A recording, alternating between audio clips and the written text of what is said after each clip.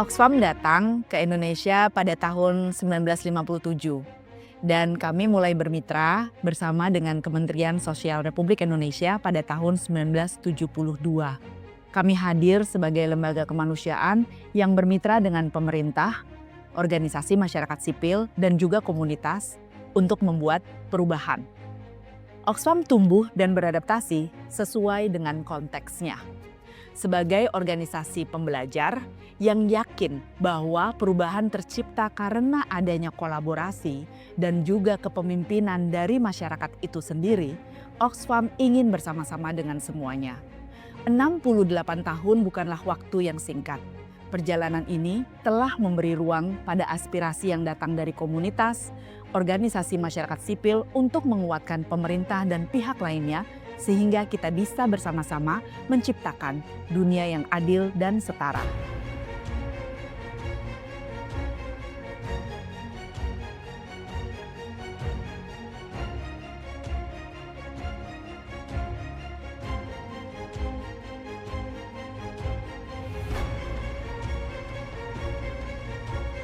We decided to move the whole program's focus to Eastern Indonesia, primarily to Nusa Tenggara Timur, in fact, in the first instance, and then spread out around Eastern Indonesia from there.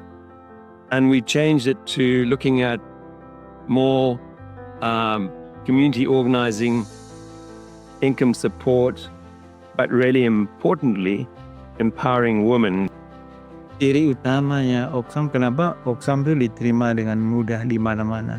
Karena mereka mendorong munculnya gagasan-gagasan tentang perubahan sosial, tentang pembangunan, tentang kesetaraan. Itu diangkat dari pemikiran-pemikiran lokal.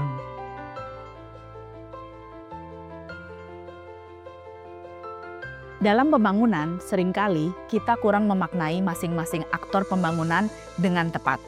Seakan-akan semua dianggap sama dan umum. Padahal, kekuatan, potensi, dan tantangan itu bersifat sangat khas dan melekat pada masing-masing aktor tersebut. Oleh karenanya, Oxfam percaya keadilan gender adalah pusat dari semua perubahan untuk menuntaskan persoalan ketimpangan sampai pada akarnya.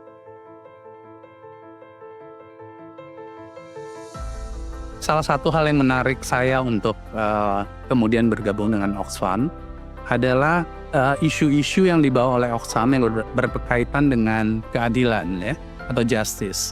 Salah satu di antaranya adalah isu yang berkaitan dengan gender equality atau gender equity. Dan ini nilai yang paling hebat.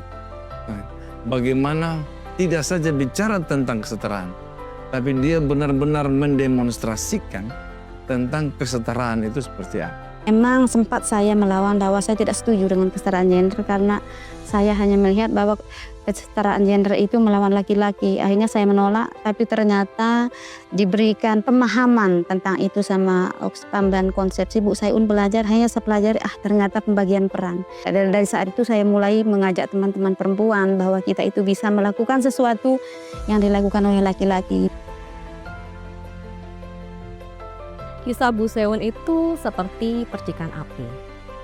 Ketika seorang perempuan menemukan suaranya, dia bisa mengubah dunianya. Sehingga perempuan bisa berdaya tak hanya untuk dirinya sendiri, untuk keluarga dan juga komunitasnya.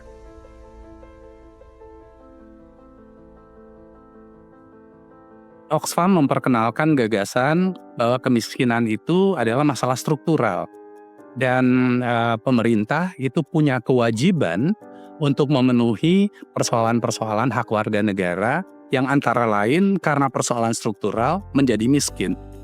Jadi biasanya orang di Makassar untuk melepaskan namanya rantai kemiskinan yang mempunyai banyak anak, akhirnya dengan jalan menikahkan anak gadis. Nah, inilah yang coba kita lakukan perubahan itu, bahwa bagaimana stop perkawinan anak, bagaimana memberi hak-hak anak untuk tetap menjalankan kehidupannya sebagai anak dengan memberi pengetahuan kepada ibu mereka. Undang-Undang Perkawinan nomor 1 tahun 74 terutama untuk batasan usia perkawinan itu bisa dilakukan revisi. Kemarin berdasarkan hasil judicial review itu 19 untuk perempuan ya, dan juga untuk laki-laki. Kemenangan di tingkat kebijakan adalah capaian yang luar biasa. Tapi nilai sesungguhnya dari undang-undang bukan diuji dari tinta di atas kertas, melainkan oleh lumpur dan air mata saat bencana menerjang. Krisis adalah ujian pamungkas. Apakah kesetaraan yang kita perjuangkan tetap berdiri kokoh saat semua hal lain runtuh? Disinilah kami belajar pelajaran terakhir dan paling berharga, bahwa respon kemanusiaan tidak boleh lagi kembali ke cara yang lama. Ia harus menjadi cerminan dari semua yang kita pelajari. Sebuah humanitarisme yang memberdayakan, yang dipimpin oleh lokal dan menempatkan perempuan di pusat pemulihan.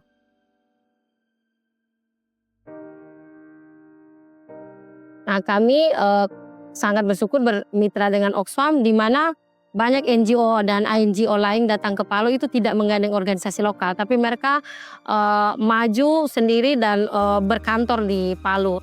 Pada saat respon itu organisasi kami karena basicnya bukan organisasi respon bencana, tapi kami diperbolehkan untuk bekerja sambil belajar. LBH Apik mampu mengelola program respon bencana dan juga mampu menjadi organisasi perempuan yang memimpin respon bencana.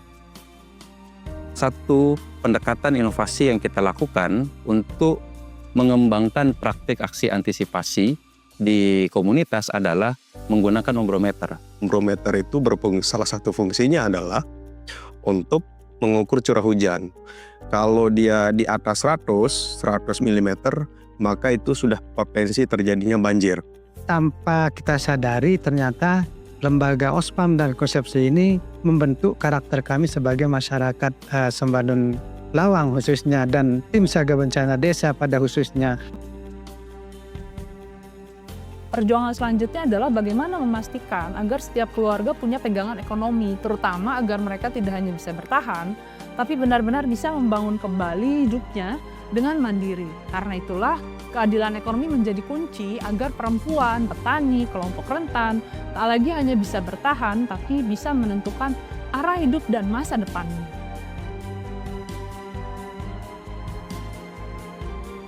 Kami mengerjakan sebuah proyek bersama dengan Oxfam di Indonesia, yaitu Indonesian Women in Leadership. Pilar kedua itu adalah pemberdayaan ekonomi perempuan. Kami diperkenalkan lagi bagaimana caranya untuk memproduksi apa-apa yang ada di alam sekitar kami itu digunakan untuk diterapkan di sini, di Songket kami. Di sana diperkenalkan kami dengan warna alam. Bersama dengan Oxfam juga kita mengembangkan satu program sekolah kelapa, namanya masyarakat memanfaatkan matahari yang gratis untuk menjemur komoditi kelapanya sehingga menghasilkan kopra putih. Nah, dari limbah produksi kopra putih ini sendiri, yaitu tempurungnya, itu kita bersama dengan komunitas belajar untuk membuat briket. Briket ini juga bisa menjadi alternatif bahan bakar nih bagi rumah tangga. Persoalan pangan pertanian itu nggak bisa dilepaskan dari perempuan. Bersama dengan jejaring yang lain, organisasi yang lain, puncaknya adalah kita berhasil merubah Undang-Undang Pangan nomor 796 menjadi Undang-Undang Pangan nomor 18 tahun 2012. Di undang-undang itu ada satu frasa baru yang masuk, yaitu kedaulatan pangan. Klausul soal keberpihakan pada kelompok rentan, marginal, terutama perempuan, juga isu gender, jadi satu hal quote and quote sudah mandatori yang walaupun tidak tertulis langsung gitu ya. Kita mendorong adanya pengakuan kontribusi perempuan terhadap perekonomian. Kita melakukan engagement atau membangun relasi gitu dengan banyak perusahaan, baik itu di sektor sawit maupun di sektor perikanan. Setidaknya mereka mengenal, mempelajari apa itu peraturan hak asasi manusia internasional. Apa itu yang dimaksud dengan responsible business conduct gitu, atau aturan bisnis yang lebih bertanggung jawab. Program kami dengan Oxfam itu tentang Fair for All, memastikan rantai pasok yang berkeadilan dalam komoditas kelapa sawit. Inisiasi ini kita bangun untuk membuat wadah agar petani-petani bisa berkembang di situ, bisa punya nilai tawar. Di situ kita berikan pelatihan tentang bagaimana pengelolaan kelembagaan, bagaimana caranya membuat kemitraan dengan perusahaan. Sesuai dengan SDGs yang ke-17 bahwa pemerintah itu kan harus membuka ya ruang kolaborasi dan partisipasi semua pihak di dalam mencapai tujuan pembangunan. Nah, ini yang selama ini pemerintah provinsi sangat konsisten ya bersama mitra pembangunan untuk bergerak bersama. Di tataran kebijakan, kita mengintervensi pembuatan yang namanya rencana aksi daerah kelapa sawit berkelanjutan. Dari perjalanan ini, kami menyaksikan Oxfam bertransformasi dari organisasi yang merespon krisis menjadi organisasi yang menguatkan aktor lainnya untuk mampu menanggulangi krisis. Dari bekerja sendiri menjadi bekerja sama dengan pemerintah, mitra, dan komunitas yang terdepan di tingkat tapak. Dulu kami fokus memberi bantuan, sekarang kami fokus menguatkan kebijakan yang memiliki keberpihakan pada kelompok rentan, agar kesejahteraan dapat dinikmati bersama-sama. Perjalanan ini mengantar Oxfam untuk mengambil langkah berani dan memberi kesempatan pada organisasi lokal turut mengubah dan memimpin di dalam konfederasi Oxfam di tingkat global. Pada tingkat global, Oxfam menyadari untuk tetap relevan, kami perlu mendekolonisasi organisasi kami dan cara kami bekerja. Proses ini dimulai setidaknya 10 tahun yang lalu dan kami mengeksplorasi selama 5 tahun terakhir untuk berdialog, mencari organisasi lokal yang memiliki tujuan dan keinginan untuk bergabung bersama Oxfam. Perjalanan ini tidak mudah dan sangat berliku-liku. Kini, Oxfam menyambut Yayasan Penabulu sebagai calon anggota dalam Konfederasi Oxfam. Pada masa transisi ini, Oxfam Great Britain akan menutup operasinya dan Yayasan Penabulu akan bergerak terus sebagai Oxfam di masa yang akan datang. Ini adalah aksi konkret bagaimana Oxfam berbagi daya dan mendukung kepemimpinan lokal untuk turut memengaruhi sektor pembangunan dan kemanusiaan melampaui tingkat nasional. Now I'm really happy to see Oxfam stepping back, and I'm very happy to see national organizations taking the lead in their own development.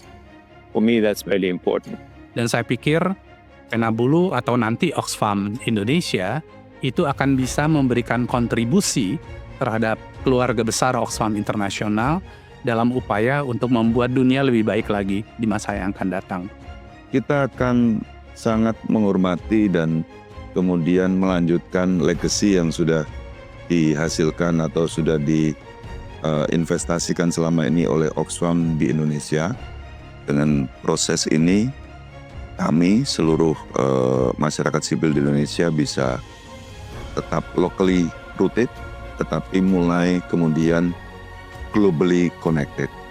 Kami percaya Yayasan Penabulu sebagai calon anggota Konfederasi Oxfam akan berkomitmen penuh untuk melawan ketimpangan dan memperjuangkan kesetaraan melalui kemitraan yang kuat bersama organisasi masyarakat sipil, organisasi perempuan, dan juga aktor perubahan lainnya di Indonesia. Harapan kami, kepemimpinan lokal semakin kuat di Indonesia dan kerja-kerja pembangunan serta kemanusiaan akan terus menciptakan dampak yang bermakna bagi seluruh masyarakat di Indonesia, khususnya mereka yang rentan. Yayasan Penabulu bersama Oxfam adalah pilar semangat dari kekuatan lokal yang mengakar dalam solidaritas jaringan global yang kuat. Locally rooted, globally connected.